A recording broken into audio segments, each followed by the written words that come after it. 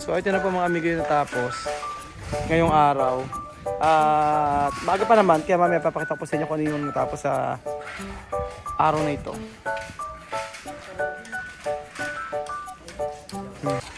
Good afternoon! Tapos na pala eh! Tapos na! Huling araw ba ngayon? Huling araw na? Bukas pa. Huling araw. Ayan. Ito na natapos eh. Ayan na pala, tapos na eh, oh. Ere, oh. Ito na pa mga amigo na tapos. At kinulang sa tiles, no? Kinulang sa tiles. Pero tapos na. Iniisip ko, mataas. Meron po dito ano yan. Nilong di ba, hindi nilinis? Oh, hindi ba mawawala lahat yan, no? Baka magkagaya tayo sa kabila, ah. Aligabok lang. Aligabok lang daw. Sige. Ano na ginagawa sa part na to? Nag-aaral na sila dito.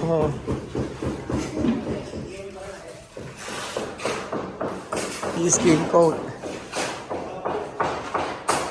So, ayan mga amigo, halos patapos na po ang ating resort.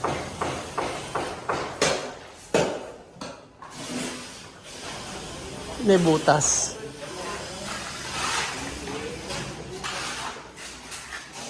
Hanggang kailan kuya mag-skim coat? Dalawang araw na lang, tapos na? Dalawang araw na lang daw. Kinis eh.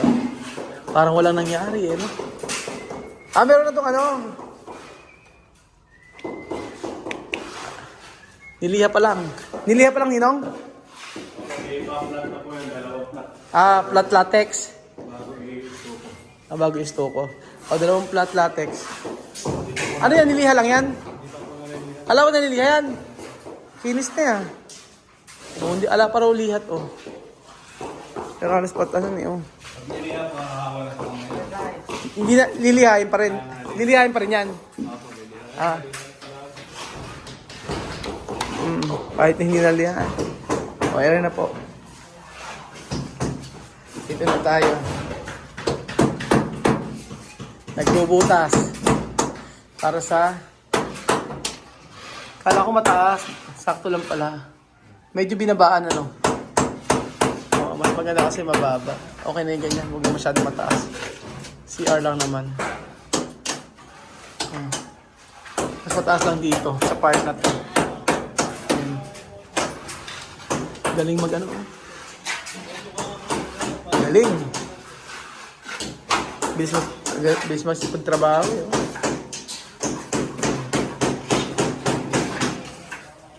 Tapos ito po. Anong ginagawa nila dito?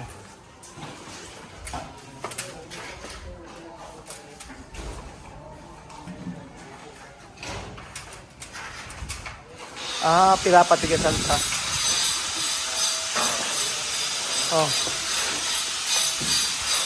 Ito okay na daw. Lahat may ginagawa eh. Ito, Ninong, semento na lang yan. Semento na lang, ano.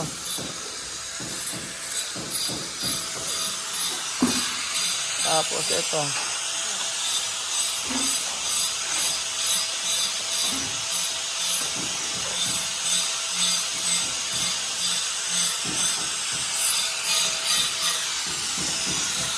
Ito ginagawa.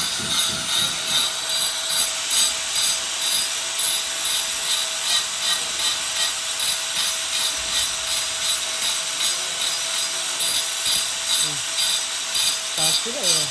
May iba-ibang trabaho eh. Pag nalinis ko mga amigo, napakaganda niyan.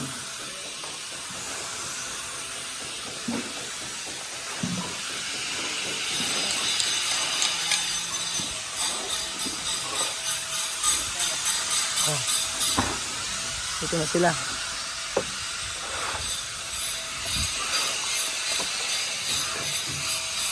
Yung plant box mga amigo, doon ko pinalagay.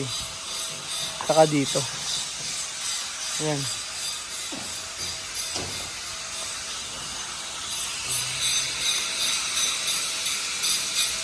Mabilis. Tapos mo to ngayon. Ano kuya? Hindi. Tapos na? Kulang pa? Ng ganito? Kinula ng 3 piraso. Alam na ni Marvin? Alam na, 3 piraso kinula. Nako, sana meron. Meron daw. Sa Pampanga si Marvin, mga amigo. So ito na po mga amigo yung natapos ngayong araw.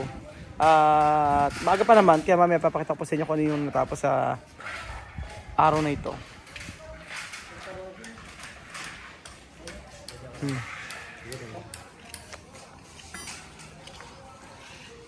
Ang ganda oh.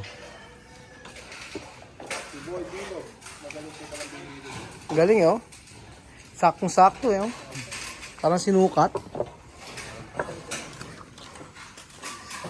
Galing eh oh.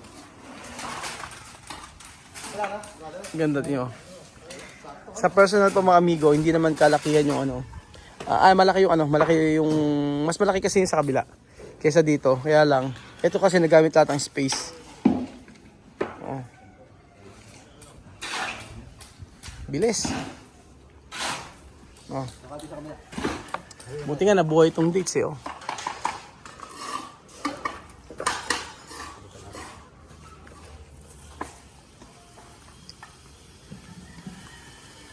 Naka-ano siya oh, naka-ganon. Para siyang nagkaroon ng frame.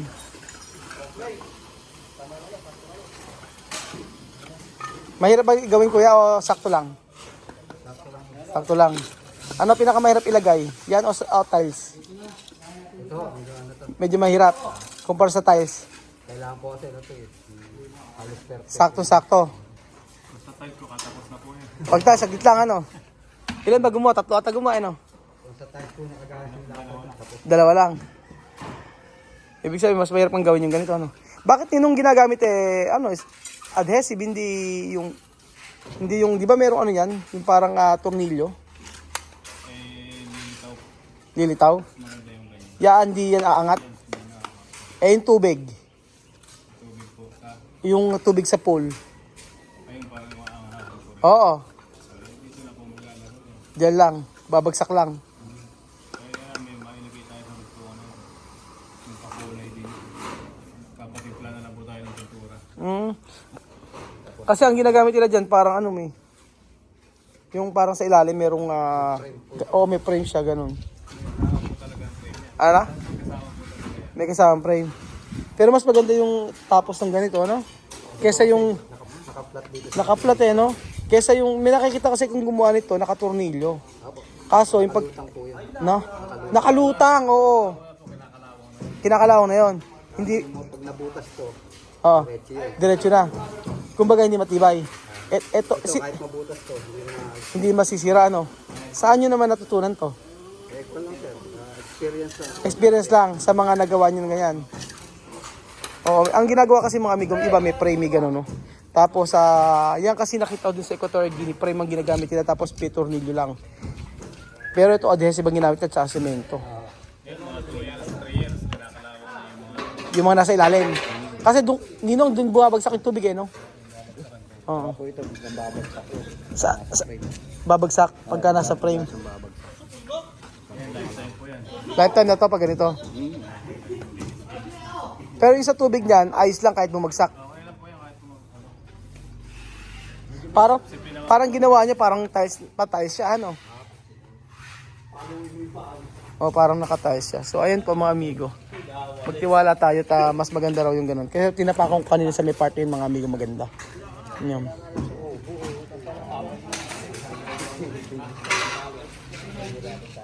Tapos ito mga amigo, meron tayong plant box dito. Yung plant box niyan, itatanim natin dyan yung tabako. Yung para sa may gilid natin doon.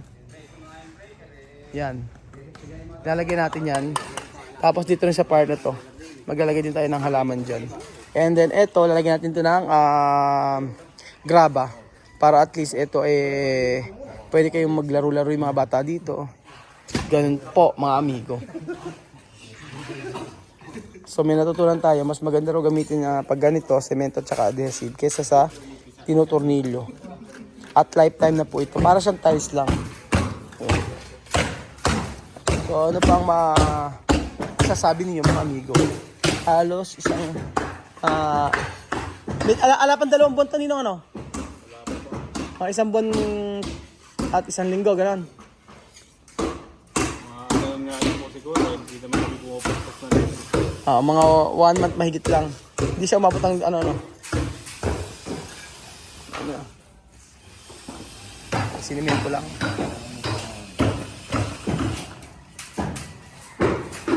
Dapat daw perfect na perfect to, pagkakagawa.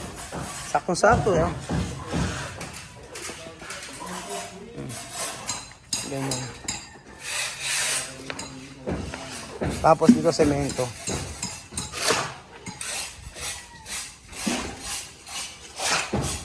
So, yun po. May gamit na rin dito sa part na to? May gamit? Benta po yata. Ha? Binibend. Oo. Sa cladding po yan. Oo, cladding. Tapos, ibig sabihin yung, ano, yung ganong, ang tawag doon? Hindi, ninong yung ano? Gypsum board po yan. Oh, yung gypsum board, pwede palang i-stuko, gano'n? Opo, pwede po. Pwede din pala sa kahoy, yun, ano? Hindi lang po kahit semento rin po yan. Ay, Yung niya parang semento rin. parang semento rin. Yung gypsum board.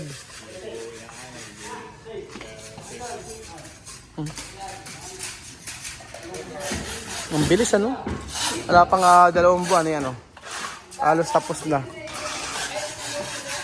Marami kasing gumagawa, eh. Nino kailan ba gumagawa? 15 lang po kami. 15 ngayon. Bawas po kami ng labor. Labor, nagwas ng labor.